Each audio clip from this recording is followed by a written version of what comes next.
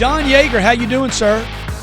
I'm doing great, Grant. Thank you so much. What a treat. Thank you for inviting me. Yeah, great to have you, Don. Don just finished writing this is what, book number 24, Don? 25, actually. 25 books. Dude, what else do you do? I mean, I know you got 2 kids, so what, you just write books and procreate? Well, and sometimes, yeah. It's a good thing I don't have 25 kids and 2 books, right? That's a bad ratio. Yeah, you're right. Hey, the name of the book. This is my friends on Facebook. The name of the book: Great Team, 16 Things High Performing Organizations Do. It's a pleasure, Don, to have you on the phone. Award-winning keynote speaker, business executive coach, team culture expert, 8 times best-selling author. Probably going to be 9 with this one, right, Don? Actually, yeah, we're a little. Obviously, I need to update the website because I became a 9-time best-selling author a couple of months ago. So okay, 9. It'll probably be 10 with this one then. Okay, this will probably be number 10. Hey, Don has worked with Michael Jordan, basketball player Michael Jordan, Jerome Bettis, Anthony Davis, Jerry Rice, Shaquille O'Neal, Michael Irvin. He's appeared on Oprah, Nightline, CNN, Good Morning America. He's an American sports journalist at Sports Illustrated, political consultant, and currently owns a public relations firm. You live in Tallahassee, right, man? I do, just up the road from you. Yeah.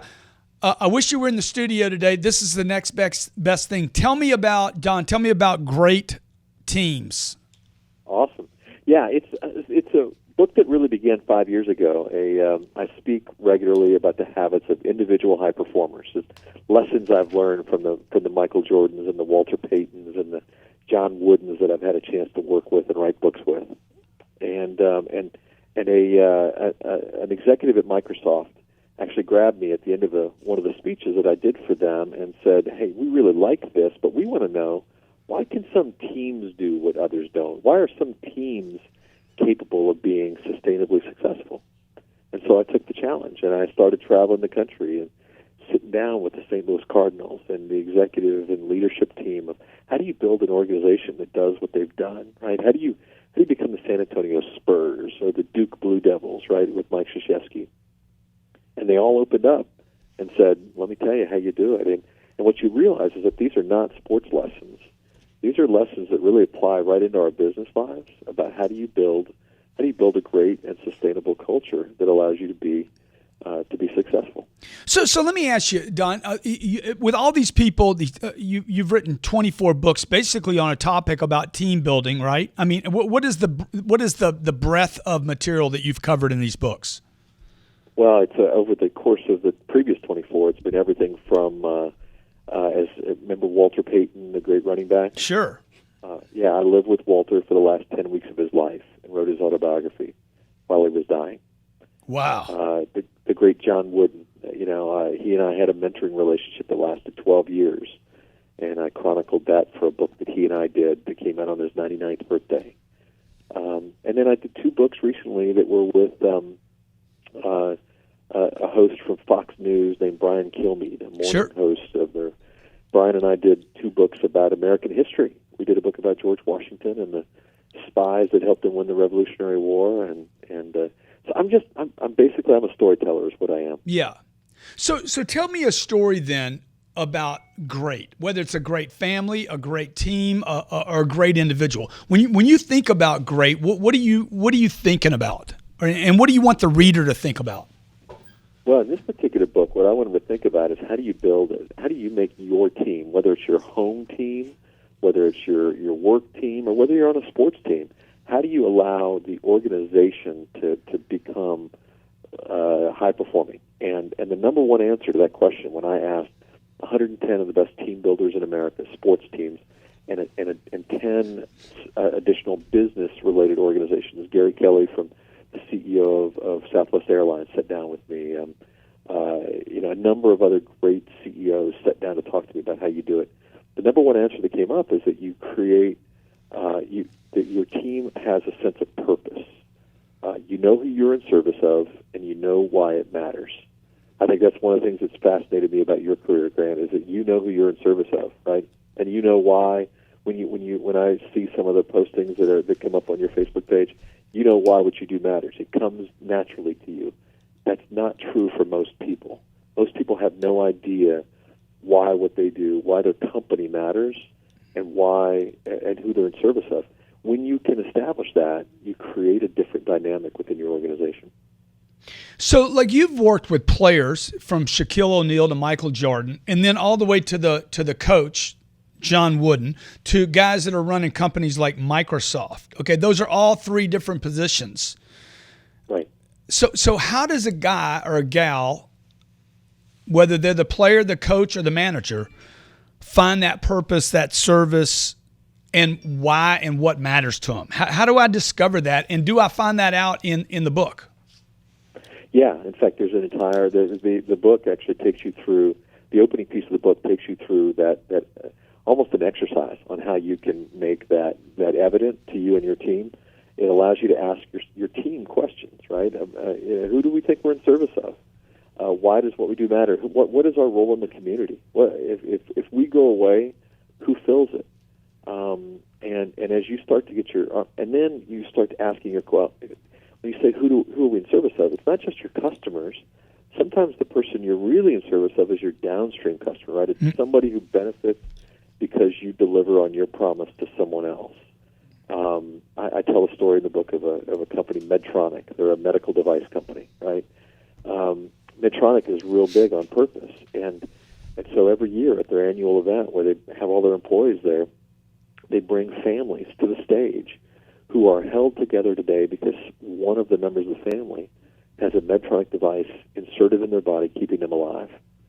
And in that situation, they allow these families to step up and look at the employees of the company and say, thank you. Because you do your job so well, you'll have a woman step up and say, thank you, because you do your job so well. My daddy got to walk me down the aisle this summer at my wedding, right? Now, everybody in that room knows what their purpose is, right? Their job is to hold that family together. Yeah. But at the end of the day, Medtronic doesn't really sell the family. But dude, but Don, let me ask you. Let's back it up to let's say a couple. I just look around here. Angela's at the front desk. Okay, Don's doing a video recording today. Robert's new in our company. He's going to be writing manuscripts and working with us on curriculums. I got a guy right now. I'm just looking out my window right now. I got a guy working on the web, getting He's doing SEO stuff, and then I got a bunch of salespeople. Like, if I'm not working at Medtronics, I'm not working at the Chicago Bulls and building out I'm not going for a seventh ring, right? Right. And I'm not John Wooden, and I'm not doing going for the best coach, or I'm not Donald Trump and trying to become president of the United States. Like, how do I find my purpose, man, when the job's not a big deal? Well, here's the deal. You are. I mean, let's take Angela. Did you say Angela's your receptionist? Yeah, right? Yeah. There you go. Angela's your receptionist, and so and she could look at it. She could say, "I'm a receptionist. That's what I do," right? Or she could say, "By the way, I know because Grant shares this information with us. I know how what we're doing changes the lives and the trajectory of the lives of other people and their families, right? And if I do my job well, Grant gets to do his job well. And if he does his job well, those people have a different life. Now, am I a receptionist anymore? Or am I helping to change the lives of other people? Oh, you absolutely. You've extended your reach.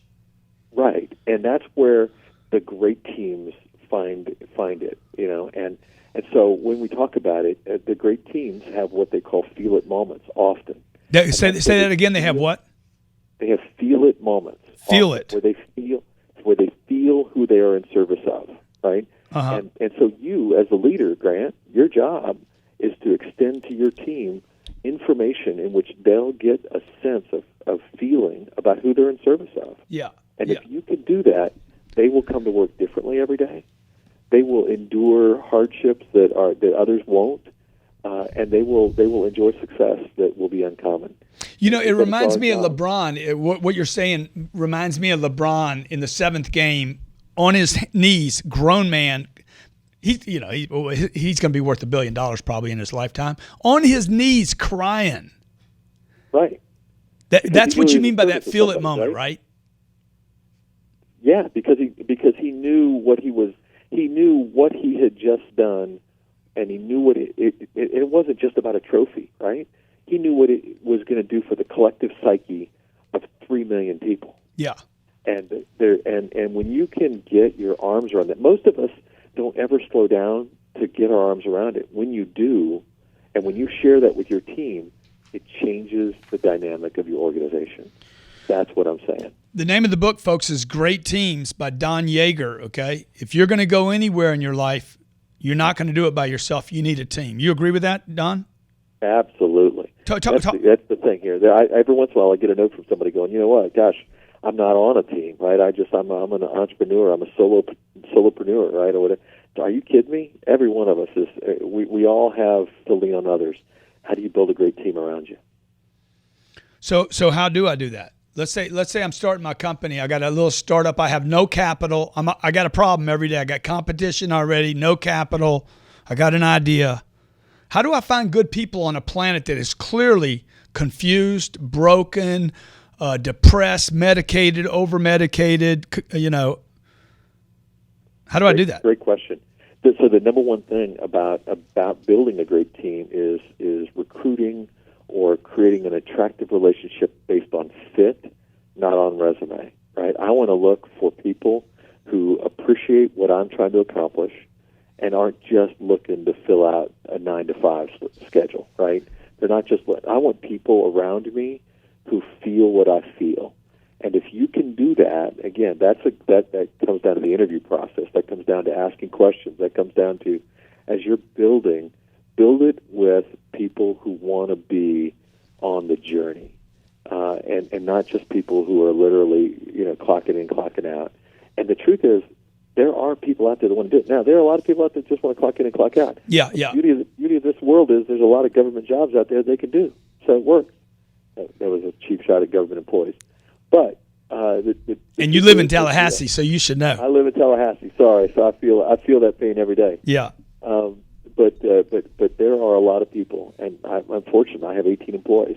Every one of them, man, they are locked in, and I love that I get to work with these folks every day because they're on the journey with me. Folks, you're listening to Don Yaeger, author of 25 books. Great Teams, 16 Things High-Performing Organizations Do Differently. This guy's worked with every major name in sports, from John Wooden to Michael Jordan. He's talking about greatness in your organization, your team. New York Times best-selling author, nine best-selling books. Does this message of great teams, Don, does it translate to just America, or does it translate around the globe? Oh, it's global. I think the thing that's interesting about it is you start to realize that culture is the driving force of any great team, right? And culture is universal, right? A culture of selflessness, a culture of wanting to be, a culture of wanting to enjoy the riches and the rewards of being part of something bigger than you, not always being just coin operated. Those things, those are universal, and I've worked with companies all around the globe as a speaker in the time since I retired from Sports Illustrated, and I find that all over the place. And those who approach it in that way, actually, I think, find themselves with greater opportunities. Hey, Don, that's awesome, man. I look forward to reading the book. I know you can get it at Amazon right now or donyaeger.com. Is that right? Yes. So I'm asking you, if you're watching the show right now, I trust Don. I've watched his career. I've watched him on Oprah, 2020, Dateline. The guy, he's worked with the greatest of the great. I mean, you know their name. He's done something with them. So if you believe in your education, if you believe in your future, if you believe in your future prospects, this guy's been to China, Damascus, worked with the Olympic Committee. He has something to share with you about teams. You're not going anywhere without a team. You have to build a team around you. I tell you over and over, solopreneurs go nowhere. You cannot do this deal by yourself. If you want to get big, if you want to do something big, you need information, you need education. Great teams, 16 things high-performing organizations do differently than those that don't. You can get it on Amazon, or you can get it at donyaeger.com. Don Yaeger, Yaeger. The book looks like this. Great Teams in red. Get it today. Is Don still with us? Yeah. Don, you're awesome, buddy. Any last words? What inspiration could you leave everybody with? I would leave them with the inspiration that each and every one of us can, in fact, build a great team. Each one of us can. It's intentional, right? You have to be as concerned about the team around you as you have to be as you need to be about the bank account that you've got and the other things that you hope to achieve. So if you'll commit yourself to building a great team, you can. The book, folks, Great Teams, 16 Things. 16 things high-performing organizations do differently. Do something different today. Go buy a book at Amazon. Great teams, 16 things great organizations do differently. That was Don Yaeger, man. 25 books. You write 25 books. Look, if you could just figure out if you guys that want to write books, man, figure out how this cat wrote 25 books.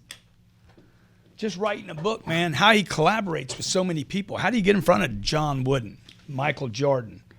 How do you get in front of Oprah? Those are the kind of people I want to learn from, and that's why I had Don on the show today before we walk into, you're going to change the back.